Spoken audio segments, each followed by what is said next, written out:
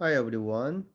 Today we are going to talk about 5.1d2 zeros of polynomials, second part. So before we start the lesson, can you start to do now?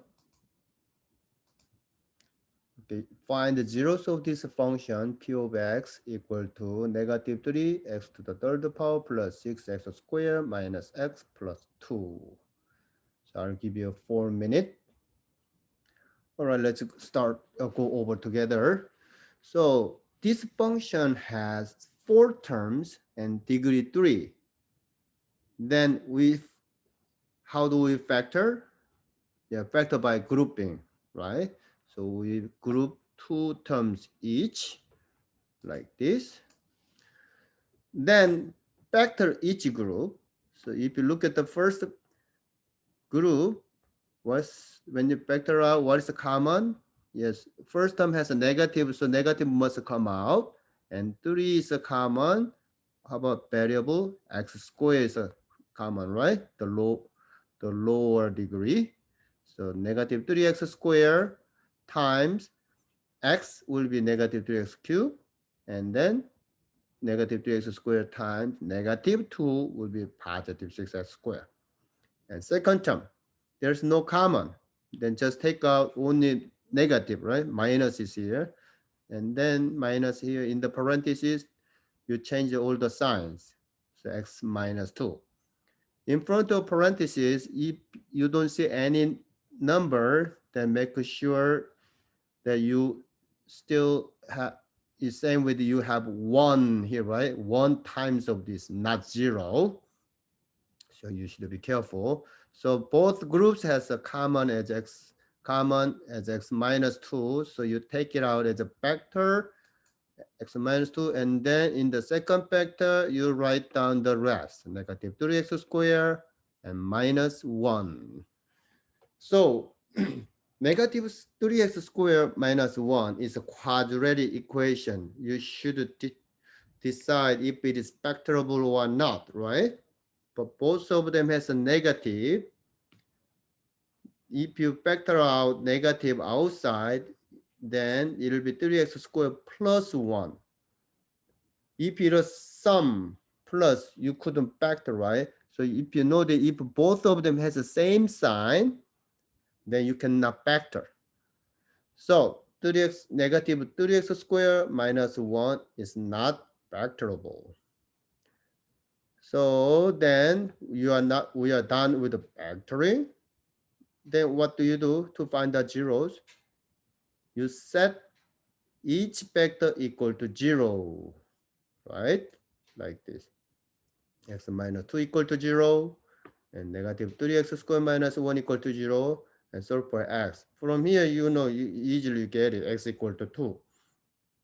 But as I told you, this one, 3x squared equal to negative 1. If you move this negative 3x squared to other side, right?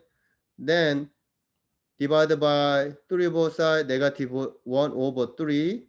But x squared cannot be negative, right? X squared cannot be negative. So you cannot find it. But if you force it, x will be plus minus square root negative 1 over 3. But inside of square root, you have a negative. What happened? Yes, it's imaginary zeros. And so final answer is x equal to 2. But this part, if you want to force it, it becomes imaginary zeros. All right? Okay. So let's move on to today's lesson. Today also we are going to find out zeros of the function. So everything is the same, but the question only factoring method is different.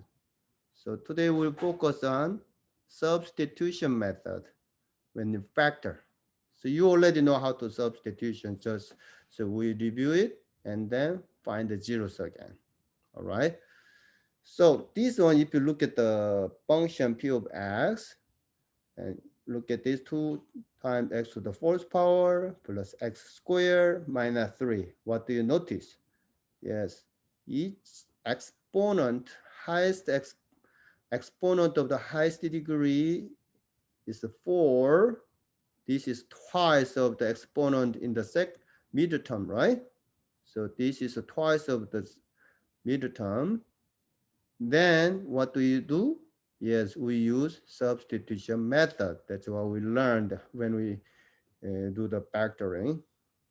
So a squared equal to the x to the first power, fourth power, and a will be x squared, right? Like this. Then 2a squared plus a minus 3 equal to 0, and then you can factor this. So this is a quadratic equation. So you can use the AC method or Kim's method. If you use the Kim's method, what happened? Yeah, you put this function into the calculator, graph mode calculator, and then look at the table and then find out 0 value, right? Y equal to 0, what is x? So you see that 1x equal to negative 3, that will be 0. Then this will give you a plus 3, right? So a plus 3. So you write down a plus 3, and then in the second factor, what do? A times what is 2a squared? So 2a. 3 times what is negative 3? So you got the negative 1. Now, you factored this, but we didn't have a in the beginning, right? So what should we do? Yeah, we should replace a by x squared again. So this will be x squared plus 3 times 2x squared minus 1 equal to 0. And 2x squared minus 1, is it factorable? If it is x squared minus 1, you can factor, but because of 2 is not any numbers square, so you cannot factor anymore from here. But still later you can find the zeros. So to solve for 0, what do you do? So we should set each factor equal to 0, right? So x squared plus 3 equal to 0, and 2x squared minus 1 equal to 0. Again, x squared plus 3 equal to 0, what happened? This is x squared equal to negative 3. This is x squared equal to half, right? Oh, we know the any number, when you do the square, it cannot become negative, which means there is no solution for this part. But if you force it, what do? You can find out imaginary zeros, right? But you can find the 2 zeros from here, real zeros. But this one, no zeros, imaginary zeros, because any number square cannot become negative. So from here, 2 zeros, right? Which is plus minus. What do? What do you get? Hold on, let me move this. So plus minus square root 1 over 2. And then you can split like this. Split. If you split the numerator denominator, square root 1 over square root 2. And square root 1 is the same with 1. But mostly we should rationalize the denominator. Denominator cannot be left as a square root, right? Which is irrational. So you multiply square root of 2 to the numerator and denominator at the same time, right? Then what happened? Yes. So we'll have plus minus square root of 2 over 2. So that will be the final answer. Everybody get it? For x squared equal to negative 3, you cannot find out the real zeros, but if you force it, the imaginary zero will be what? X equal to plus minus square root of negative 3, right? Like this. Plus minus square root of negative 3. So now, negative in the square root, what happened? Yeah, it becomes I. imaginary. So x equal to plus minus I square root of 3. So we found the 4 zeros, right? If the degree is 4, the maximum possible zero is 4 zeros. Here we find the 2 real zeros and 2 imaginary zeros. So depending on the question, you should be able to answer differently. If the question asks just zeros, you can find the only real zeros. But if they ask you to find all the 4 zeros, regardless of real or imaginary, then you should also find out these imaginary zeros. All right.